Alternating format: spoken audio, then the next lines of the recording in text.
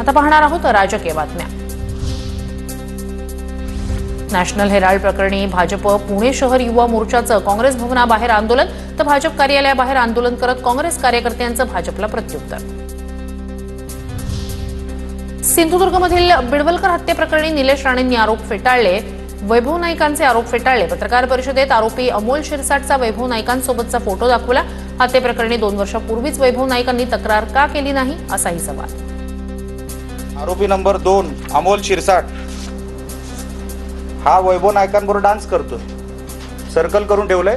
तुम्हाला हाय रेझोल्युशनची कॉपी पाठ। थोडं उलट्या मार्गाने गेलो म्हणून आमदार झालो, नाहीतर भविष्यात तोही कधी झालो नसतो। आमदार भरत गोगावले यांचं वक्तव्य आमचे पालक प्रामाणिक होते असंही गोगावलेंचं वक्तव्य। माजी आमदार संग्राम थोपटे काँग्रेसला रामराम ठोकणार असल्याची सूत्रांची माहिती। काँग्रेसचे माजी आमदार संग्राम थोपटे यांचा भाजप प्रवेश जवळपास निश्चित, सूत्रांची माहिती। काँग्रेसने थोपटेंना सातत्यानं संधी देण्याचा प्रयत्न केला। थोपटे विधानसभा अध्यक्ष होऊ नये म्हणून त्यावेळी भाजपने प्रयत्न केले होते। संग्राम थोपटेंवर हर्षवर्धन सपकाळ यांची प्रतिक्रिया।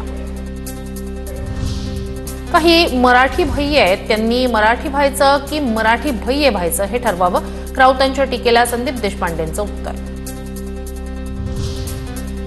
जनतेच्या पैशातून सुनील तटकरेंसाठी खास हेलिपॅड आहे का? रायगड रोह्यातील हेलिपॅडसाठी काढलेली जाहिरात ट्विट करत अंजली दमानिया यांचा सवाल।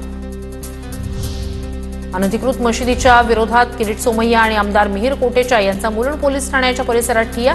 17 एप्रिलपर्यंतचं अल्टिमेटम असताना भोंगे मशिदी काढले गेले नसल्यानंच किरीट सोमय्या ठिय्या आंदोलन।